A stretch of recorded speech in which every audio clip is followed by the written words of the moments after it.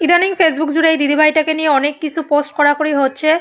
দিদিভাইটার আমি প্রোফাইল সব কিছু ঘাটাঘাটি করে বুঝতে পারলাম যে এই দিদিভাইটার বিয়ে হয়েছিল বোধহয় 2-1 বছর হলো। তো দিদিভাইটাকে নিয়ে অনেক মা মানে দিদিভাইটার মাকে নিয়ে অনেক প্রবলেম হচ্ছে তাদের শ্বশুরবাড়িতে। মা দেখতে ভালো না, অশিক্ষিত, তাদের ফ্যামিলির সাথে যায় না, এরকম কিছু একটা। তো আমি বলছি যে দিদিভাই তো ইন্ডিপেন্ডেন্ট একটা হিউম্যান, তো এত সুন্দর দেখতে, এত মানে কি বলবো, এত হাসি খুশি, সবসময় হাসি খুশি থাকে। তো এরকম একটা মেয়ের সাথে তুই মানে কি বলবো, জানি না, আমি ওরকম কিছু বলবো না, কারণ যেহেতু তারা বড় মানুষ, তো আর কি বলবো, বড় মানুষের বড় বড় ভাব। যাই হোক, একটা পাইলটকে বিয়ে করেছিল, তো আর কি বলবো। তো বলছি যে দাদা ভাই, তোমার মা যদি দেখতে খারাপ হতো, তোমার বউ যদি এরকম করতো, তোমার ভালো লাগতো বলো তো? একটা মেয়ের সাথেই কেন এরকম হয়?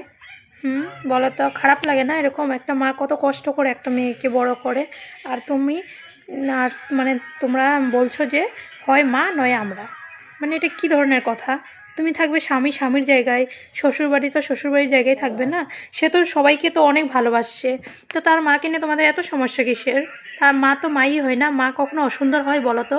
তোমার এরকম মানে এরকম মানসিকতা কেন তোমাদের বলো তো?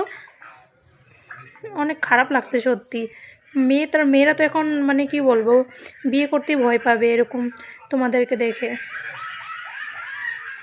তো যাই হোক, ভগবান করুক দিদিভাই যাতে সুস্থ হয়ে যায় আর সব কিছু ভালো ভালো মিটে যাক, এটাই প্রে করব।